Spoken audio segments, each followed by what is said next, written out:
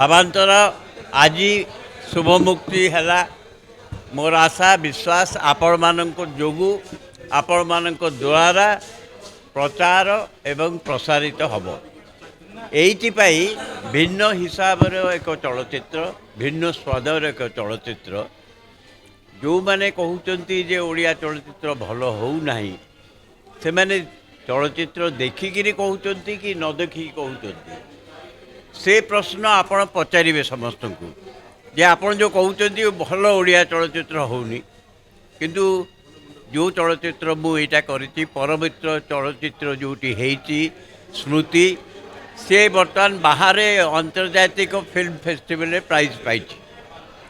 ଆର ମାସରେ ସେ film release ହେବ।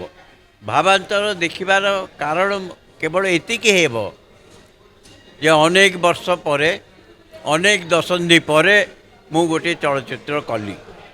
କାହିଁକି? ତାର କାରଣ ହେଲା କାହାଣୀ।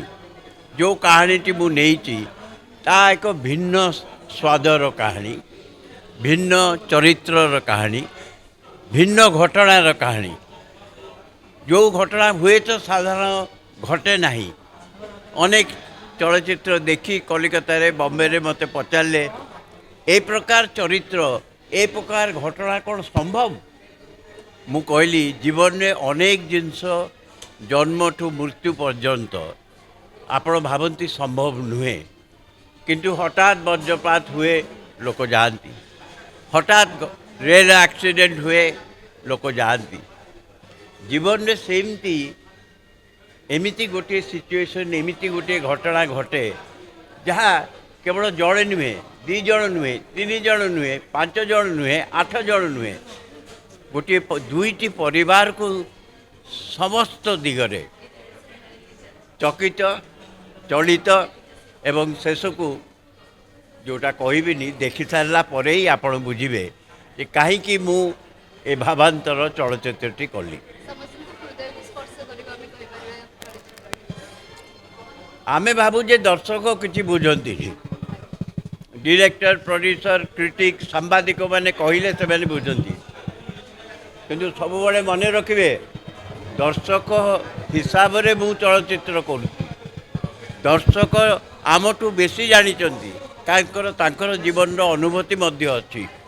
ସେମାନେ ସାଧାରଣତଃ ଆମେ ଭାବୁ ଆରେ ସେ ଯେଉଁ ଲୋକଟି ରିକ୍ସା ଚଲାଉଛି ସିଏ କ'ଣ ଜାଣିଛି ଜୀବନ କଥା।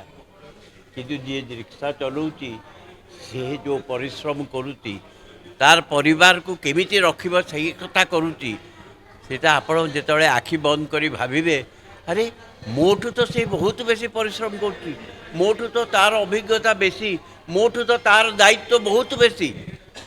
এই କଥା ଆମେ ଭୁଲି ଯାଉ ବୋଲି ଆମେ ଭାବୁ ଯେ ଚଳଚ୍ଚିତ୍ର ଏମିତି ହେବ, ନାଟ ଗୀତ ଧୁମ୍ ଧଡ଼ାକା ହେଲେ ଯାଇକି ଚଳଚ୍ଚିତ୍ର। ଚଳଚ୍ଚିତ୍ର, ନାଟକ, ସାହିତ୍ୟ ସବୁ କେବଳ ହୃଦୟକୁ ସ୍ପର୍ଶ କରେନି, ମନକୁ ମଧ୍ୟ ଛୁଏ। ମୋର ଆଶା ଏବଂ ବିଶ୍ୱାସ ଯେ ଆପଣମାନେ ଯେଉଁମାନେ ଏ ପ୍ରକାର ଆମକୁ ସାହାଯ୍ୟ କରୁଛନ୍ତି ପ୍ରଚାର ଆଉ ପ୍ରସାର ପାଇଁ, ଏଇ କଥାଟା ତାଙ୍କ ମନ ଭିତରେ ଦେବେ ଯେ ଆପଣ ଜଣେ ସାଧାରଣ ଲୋକ ନୁହନ୍ତି। ଜଣେ ଦର୍ଶକ ଆମ ପାଇଁ ନୁହେଁ, ସମସ୍ତଙ୍କ ପାଇଁ, ସାହିତ୍ୟ ପାଇଁ ହେଉ, କଳା ପାଇଁ ହେଉ, ସୃଷ୍ଟି ହେଉ, ସୃଜନଶୀଳତା ପାଇଁ ହେଉ, ସବୁ ପାଇଁ ତାର ଦାନ ପ୍ରତିଦାନ ଅନେକ ବେଶୀ। ଏତିକି କହିବି। ଚଳଚ୍ଚିତ୍ର ଦେଖନ୍ତୁ, ତାପରେ ନିଶ୍ଚୟ ମନ୍ତବ୍ୟ ଦିଅନ୍ତୁ। এটা নিহতি মো গোটে বহু প্রতীক্ষিত সময় লা। প্রথমে ভোট সিনেমা রিলিজ হয়েছিল। এটা মোর সেকেন্ড স্টোরি কি নেই হয়েছি ভাবান্তর, এবং এই গোটে বহুত টিপিকাল কাহিনী। যেতবে কাহিনী সার বাছিলে সে মু কহিলি স্যার এই কাহিনীটা কাই নেউছেন না, এটা গোটে অনইজুয়াল কাহিনী, তেমন মু এইটাও হি করি। যা হোক ସାର୍ ତାକୁ ନେଇକି ଯେଉଁ ଭଳିଆ କରିଛନ୍ତି, ବହୁତ ସୁନ୍ଦର ଭାବରେ ମେକିଂ କରିଛନ୍ତି, ବହୁତ ବଢ଼ିଆ ଆର୍ଟିଷ୍ଟ ମାନେ ବି ଆକ୍ଟିଂ କରିଛନ୍ତି, ନିର୍ଦ୍ଦେଶନା ବି ବହୁତ ଭଲ ହେଇଛି, ସ୍କ୍ରିନ୍ ପ୍ଲେ ଭଲ ହେଇଛି। ଆଶା କରୁଛି ସମସ୍ତଙ୍କୁ ଭଲ ଲାଗିବ। ଇଏ ଗୋଟେ ଆମର ଯେଉଁ ଅରିଜିନାଲ କାହାଣୀ ଆଉ ଓଡ଼ିଆ ସଂସ୍କୃତିକି ନେଇକି ତିଆରି ହେଇଛି ବୋଲି ଭାବନ୍ତୁ।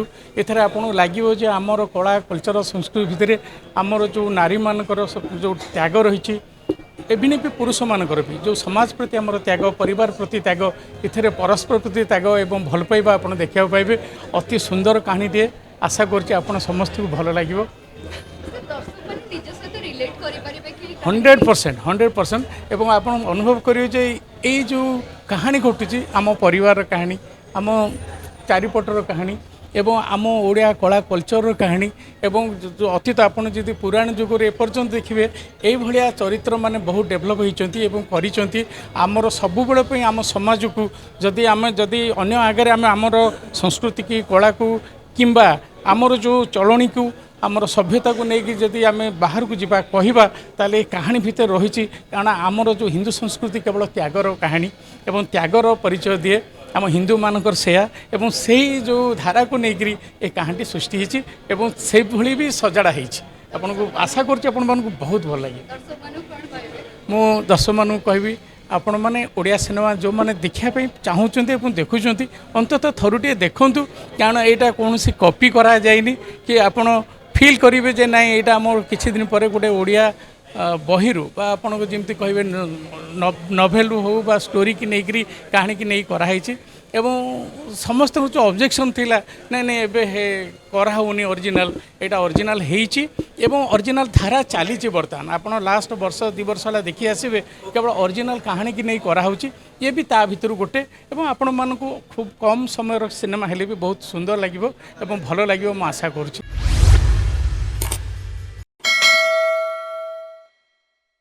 Boarding completed. Nurture. Discover. Fly with pride.